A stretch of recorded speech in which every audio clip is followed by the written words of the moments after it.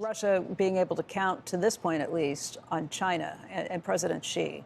That was one of the things that he may have calculated correctly. But how much pressure does China have here?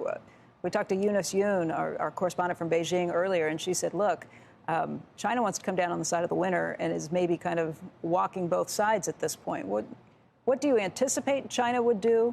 And what would it mean if China were to pull its support away from Putin? Well, I wrote about this earlier in the week, Becky, and I saw Eunice's report, which I thought was excellent. I mean, I begin with the fact that from Putin's point of view, if China is your only friend, you have no friends, because China has no friends. It has vassals and customers. And so in the short term, if Putin is depending on China, the first thing they're going to do is squeeze him for better prices on oil and gas.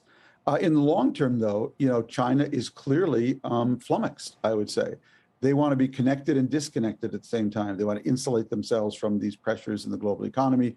And they're happy to see America get a bloody nose, West get a bloody nose and be weakened. And they're happy to see Putin get a bloody nose, too, because remember, there's a long festering border dispute with Russia going back to the 1960s when Russia took a bite out of northern China. So I think he's very vulnerable there. But if I were Xi Jinping, I'd be paying, and if I were the Chinese in general, I'd be paying attention, Becky, to three things right now. What you're seeing with Putin, I'm pretty sure, is what happens when you have a long-time leader, stayed in office too long, completely isolated. He can make some grotesque mistakes. Deng Xiaoping understood one thing about China. China got into huge trouble, communist China, when because it had a leader for life named Mao Zedong. And so he instituted this idea of constant rotations. Well, Xi Jinping is now trying to reverse that and become emperor for life, in effect, himself. If I were Chinese, I'd worry about that. They could have a Putin problem very soon. How much information does he get? Are people just telling him everything they want to know? Second, I think she's got to look at the fact that the United States galvanized a global coalition that dropped the equivalent of an economic nuclear bomb on Russia. We dropped a nuclear economic bomb on Putin that has the ability to completely freeze up his economy in the next 2 months. And I think Xi has to take that into consideration as he contemplates, Taiwan, et cetera. Secondly, what Xi, I think, did not understand at all is my Princess Diana rule. Princess Diana once complained that there were 3 people in her marriage. Well, guess what, Mr. Xi? There are 3 people in your marriage right now. There's China, there's America and the West, and there's weaponized social media. What we saw in Russia now was first these government sanctions, and then just a whole bunch of companies, individuals, amplifying those sanctions on their own, which you can do in a flat world. A lot more people can play now.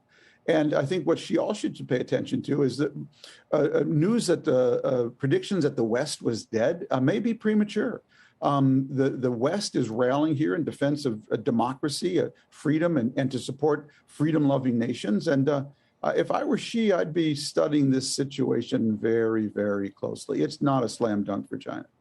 Tom, I always thought the Soviet Union collapsed under its own weight because in this day and age, there's no such thing as what they were selling, what they were doing. And I don't see how in this day and age you can possibly think you're going to reconstitute it because you're going to have zero friends forever. And I don't even know if China stays a friend. And I wonder, that wasn't the case in World War II, which wasn't that long ago. I mean, your parents, Tom, probably, my father was at the Battle of the Bulge. So I thought things were different.